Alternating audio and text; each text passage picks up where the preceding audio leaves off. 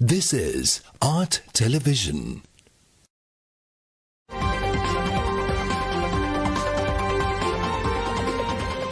Coming up, State of Business, sponsored by UHD quality video streaming, internet like a boss, SLT Mobitel Fiber, IWS Aviation.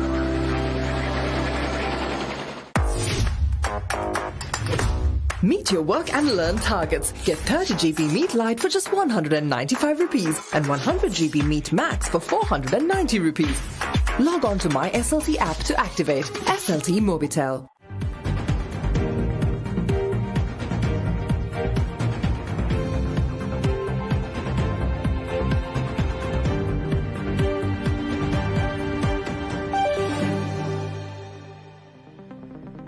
Hello there, you're watching our television. This is State of Business. I am Pamita Katagampala.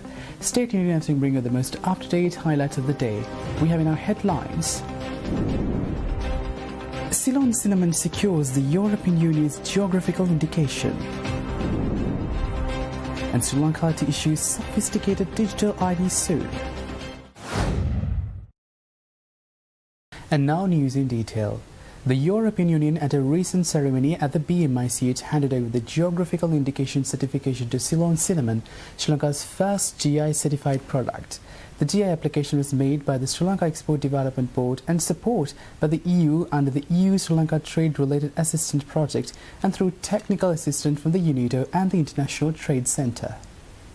Sri Lanka is the world's largest producer and exporter of cinnamon, accounting for 90% of the global market share. Ceylon cinnamon is pure and considered superior due to its delicate taste and properties that contribute to many health benefits. Geographical indication, which protects the name and trademark of a special product identified with a particular region and production practice, will differentiate Ceylon cinnamon from other cinnamons of lower quality and bring a competitive advantage. Sri Lanka enjoys a fruitful trading relationship with the EU. The EU is Sri Lanka's second largest export market and is a beneficiary of the EU's GSP+, which provides a tariff reduction on various products and has given a big boost to the island's exporters. The EU launched the EU-Sri Lanka Trade-Related Assistance Project in 2015 to increase trade and competitiveness of Sri Lankan SMEs in regional and EU markets. This €8 million project was implemented by the ITC, while UNIDO provided technical assistance to the national quality infrastructure and the food, beverages, spices and concentrate sectors.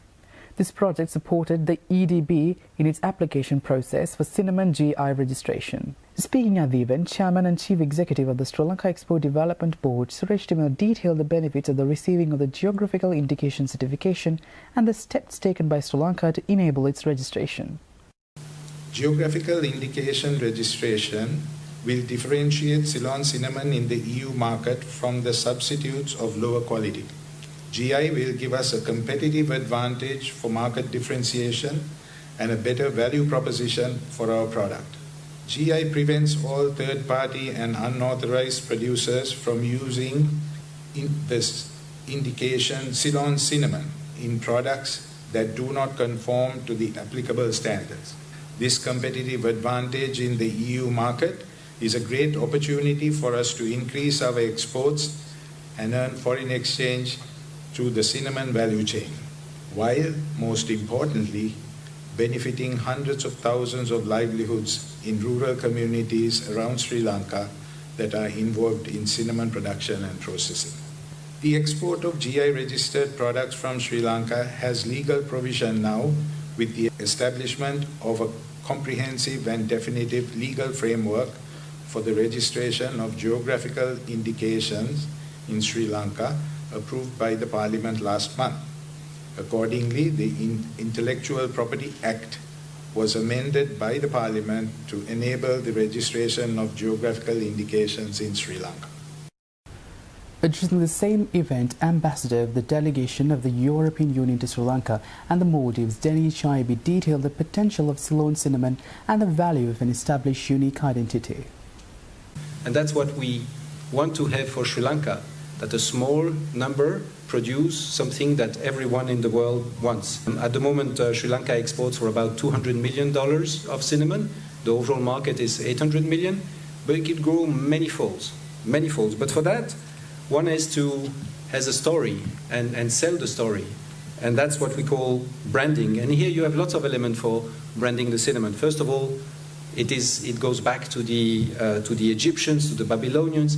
It was traded by the Arabs. Then it started to be systematically exported by the Portuguese and systematically cultivated by the Dutch. And today is Koningsday, the special national day of Netherlands. So it is fitting. And it has those incredible qualities. But for that, it has to be recognized as such. It has to be separate from the other parts. So the biggest exporter is Vietnam, and it exports cassia. And what we are doing here is to separate cinnamon from cassia, so that the premium that is paid in Mexico, in Peru, the biggest market, will also be paid in Europe. And therefore, the market can grow much more. So what we need is to give a much better branding for Sri Lanka. It shouldn't be about either tsunami or civil war or Easter bomb attacks. It has to be about fantastic product, the best cinnamon in the world, the best ambili in the world, the best pineapple in the world, and that's what we want to achieve with this geographic indication. Also speaking at the same event, Minister of Trade and Samudra Development Shehan Semasika touched on the potential benefits of the geographical indication certification while highlighting that the government will support the sector to develop. In 2021, Sri Lanka's cinnamon exports earned over 230 million USD. Although there are many varieties of cinnamon, Ceylon cinnamon is considered superior due to its delicate taste and many health benefits. GI registration would differentiate Ceylon cinnamon in the EU market from other cinnamon of lower quality and will act as a source of competitive advantage which will have a positive impact in exports. A higher income and employment generation across the cinnamon value chain, benefiting over 30,000 stakeholders involved in cinnamon production and processing. Sri Lanka enjoys a very productive relationship in respect of trade and commerce with the EU. In terms of regions, the EU was Sri Lanka's second largest export market. Sri Lanka is also a beneficiary of the EU GSP Plus trade concessions, which has given a boost to the island's exporters. Finally, I hope this achievement would encourage our cinnamon exporters to reach greater heights and generate more income to the country, and our government stands committed to provide its fullest support to help your endeavors.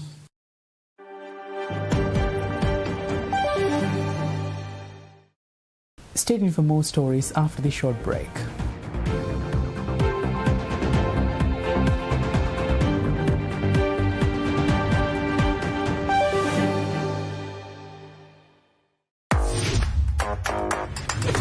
Meet your work and learn targets. Get 30 GB Meet Lite for just 195 rupees and 100 GB Meet Max for 490 rupees. Log on to My SLT app to activate. SLT Mobitel.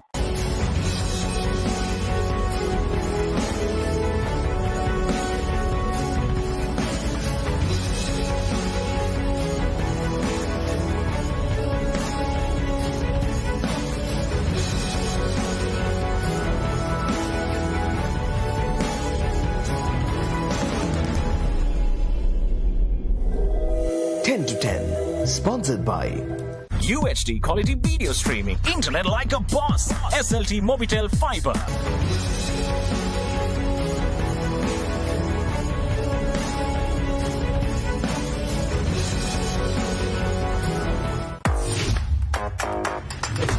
Meet your work and learn targets. Get 30 GB Meet Lite for just 195 rupees and 100 GB Meet Max for 490 rupees.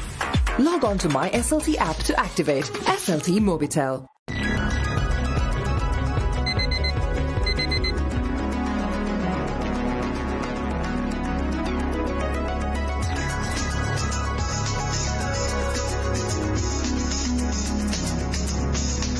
News, views, highlights, updates and opinions. This is Wake Up with us.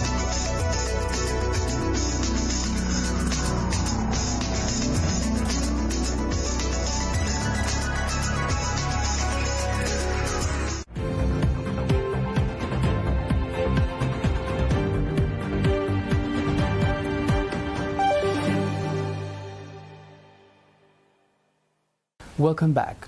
Sri Lanka is on the verge of issuing digital identity cards with sophisticated security features, says Secretary to the Ministry of Technology and Chairman of the TRCSL, Jayanta De Silva. The digital ID will incorporate 10 fingerprints, iris and face recognition soon. De Silva told the Digital Lanka Green Tech Huawei Digital Congress 2022 held in Colombo recently. Over the past few years, the Sri Lankan government has been promising the digitalization of the NIC, which is yet to be witnessed. Sri Lanka was very early in introducing a national identity card, which it did in the early 1970s to all of its citizens who were at least 16 years of age, compared to other countries like Ghana, Nigeria, Bangladesh, India and Iran.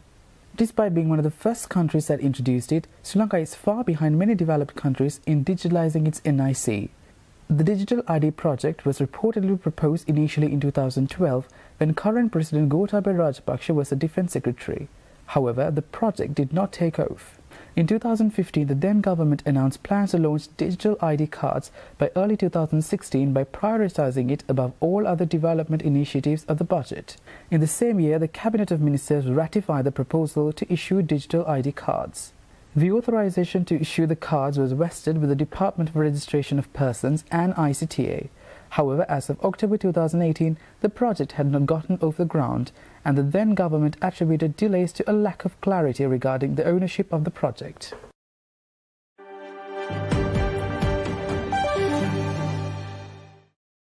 SJB parliamentarian Dr. Harish De Silva says that Sri Lanka's banking system should maintain stability and prove that they can face the current situation. Addressing a function recently, Dr. De Silva warned that otherwise the entire economy of the country would collapse. From now on to the end of the year, it is estimated that we need roughly $4 billion to be able to meet the urgent needs of the people. Right? So that's the first thing. So we need to find cash in order to ease the pain. So where is the cash going to come from? They attempted to get what is called a rapid financial instrument from the IMF, but that didn't materialize. But perhaps it may after the government decides or agrees on financial and legal advisors for the debt restructure. So immaterial of who is in office, the first thing that we need to do is to find this cash, because that is for essentials. That's the first thing. The second thing is, I'm not going to speak too much on it because it's sensitive, is to ensure our banking system is stable. We need to understand that there is a lot of strain on the financial markets. Most of you probably know even better than we do, that the banking system needs to be shored up. It needs a capital infusion, and where that is going to come from, where the money is going to come from, is something that whoever is in office will need to figure out. But we have to have stability in the banking system, because by any chance, if there is a breach and there is a run and some sort of collapse, then the entire economy will go to zero. Samaga Jana Balawega MP Dr. Harish De Silva also says that policy decisions on the country's economy should be followed by structural reforms for state-run enterprises. Speaking at a forum organized by the National Council of Professionals, he stressed that a system of macro stabilization will also play a major role. We have to go into the structural reforms that are absolutely essential. Whether it is, Sri Lankan Airlines, or, I don't want to get into details, but essentially the state-owned enterprises, how do we reform them? Right? How do we make them efficient? Do we denationalize some of them?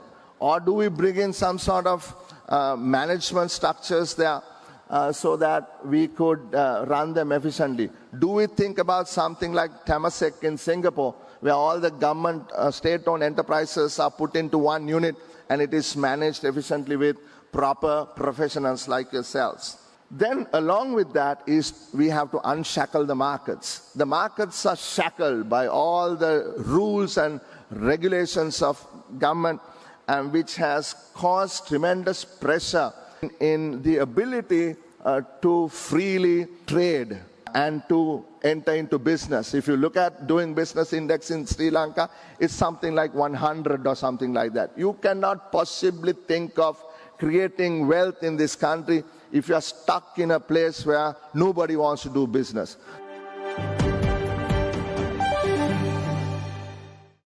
Well, that's all on news today. See you tomorrow with State of Business at the usual time. Thanks for watching. Bye-bye.